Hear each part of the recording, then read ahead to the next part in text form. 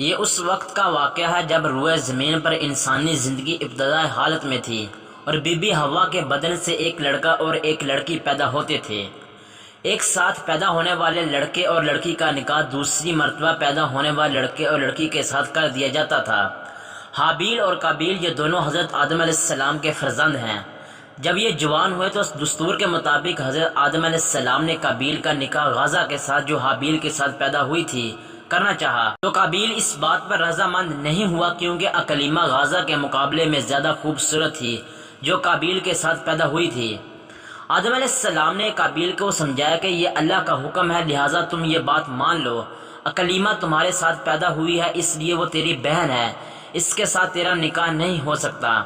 مگر قابیل اپنی بات پر اڑا رہا۔ بالآخر حضرت آدم علیہ السلام نے اللہ کے حکم سے ان دونوں بھائیوں کو حکم دیا کہ تم دونوں اپنی اپنی قربانی اللہ کے حضور میں پیش کرو، جس کی قربانی مقبول ہوگی وہی اکلیمہ سے نکاح کا حقدار ہوگا۔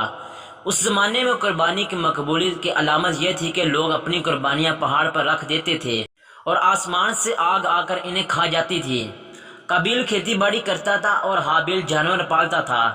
چنانچہ قابیل نے گندم کی بالیاں اور حابیل نے ایک خوبصورت موٹا تازہ مینڈا قربانی کے لیے ایک پہاڑ پر رکھ دیا اور اللہ سے دعا مانگی، یا الہی ہماری قربانی کو مقبول فرما۔ آسمان سے آگ آئی اور اس نے حابیل کی قربانی کو کھا لیا اور قابیل کی قربانی مقبول نہیں ہوئی، جس سے قابیل کے دل میں حابیل کے لیے غصہ، حسد اور بغض پیدا ہو گیا اور وہ حابیل سے کہنے لگا کہ میں تجھے مار ڈالوں گا کیونکہ تیری قربانی مقبول ہو گئی ہے۔ حابیل نے قابیل سے کہا، اللہ تعالیٰ پرہیزگاروں کی قربانی قبول کرتا ہے، اگر تم میرے قتل کے لیے مجھ پر ہاتھ اٹھائے گا تو میں تجھ پر ہاتھ نہیں اٹھاؤں گا کیونکہ میں اللہ سے ڈرتا ہوں۔ قربانی دے کر دونوں بھائی حضرت آدم علیہ السلام کے پاس آئے۔ آدم علیہ السلام نے فرمایا، اے قابیل تیری بہن اکلیمہ اب حابیل پر حلال ہوئی اور تجھ پر حرام۔ قابیل اب مایوس ہو چکا تھا کہ اکلیمہ اس کے نکاح میں نہیں آ سکتی، اس لیے وہ حابیل کو مارنے کی تدبیر میں رہنے لگا۔ اسی دوران حضرت آدم علیہ السلام جب مکہ مکرمہ چلے گئے تو ایک دن قابیل نے دیکھا کہ حابیل سو رہا ہے، تو سوچنے لگا کہ اسے کس طرح ماروں کیونکہ اس زمانے تک کسی نے کسی کو نہیں مارا تھا۔ جب شیطان نے دیکھا کہ اسے قتل کرنے کا طریقہ نہیں آتا تو اس لعین نے ایک جانور پکڑا اور اس کا سر ایک پتھر پر رکھ کر دوسرا پتھر زور سے اس کے سر پر دے مارا، جس سے وہ جانور اسی وقت مر گیا۔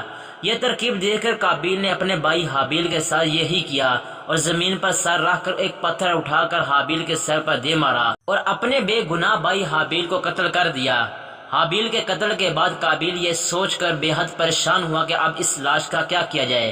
یہ روئے زمین پر کسی انسان کا یہ پہلا قتل تھا کیونکہ اس سے پہلے کوئی آدمی مرا ہی نہیں تھا، اس لیے قابیل حیران و پریشان تھا کہ بھائی کی لاش کو کیا کیا جائے۔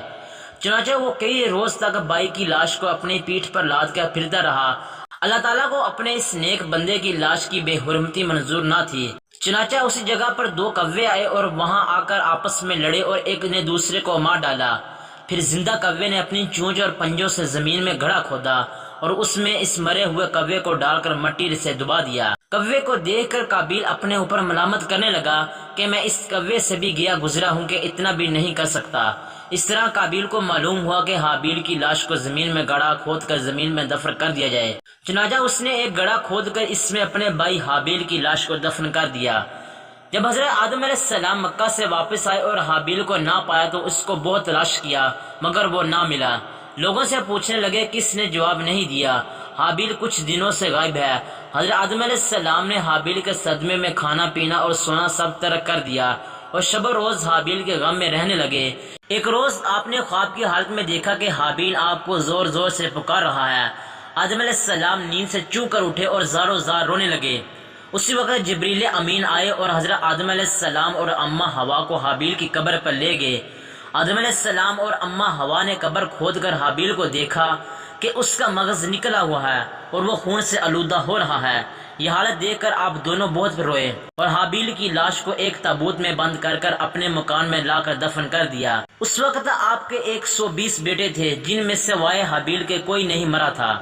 روایت ہے کہ جب حابیل قتل ہو گئے تو 7 دن تک زمین میں زلزلہ رہا۔ قابیل جو بہت خوبصورت تھا بھائی کا خون بہاتے ہی اس کا چہرہ بالکل سیاہ اور بدصورت ہو گیا۔ آدم علیہ السلام نے قابیل کو اپنے دربار سے نکال دیا اور وہ یمن کے سرزمین عدن میں چلا گیا۔ وہاں ابلیس اس کے پاس آ کر کہنے لگا کہ حابیل کی قربانی کو آگ نے اس لیے کھا لیا تھا کہ وہ آگ کی پوجا کرتا تھا، لہٰذا تو بھی آگ کی پرستش کیا کر۔ چنانچہ قابیل پہلا شخص ہے جس نے آگ کی پرستش کی، اور زمین پر یہ پہلا شخص ہے جس نے اللہ کی نافرمانی کی اور زمین پر خون ناحق کیا۔ یہ وہ پہلا مجرم ہے جو جہنم میں ڈالا جائے گا۔ حدیث میں ہے کہ زمین پر قیامت تک جو بھی خون ناحق ہوگا اس کے عذاب کا ایک حصہ بوجھ اور گناہ قابیل پر بھی ہوتا ہے، کیونکہ اس نے سب سے پہلے قتل کا طریقہ ایجاد کیا۔ قابیل کا انجام یہ ہوا کہ اس کے ایک لڑکے نے جو کہ اندھا تھا اس کو پتھر مار کر قتل کر دیا، اور یہ بدبخت آگ کی پرستش کرتے ہوئے کفر و شرک کی حالت میں اپنے لڑکے کے ہاتھ سے مارا گیا۔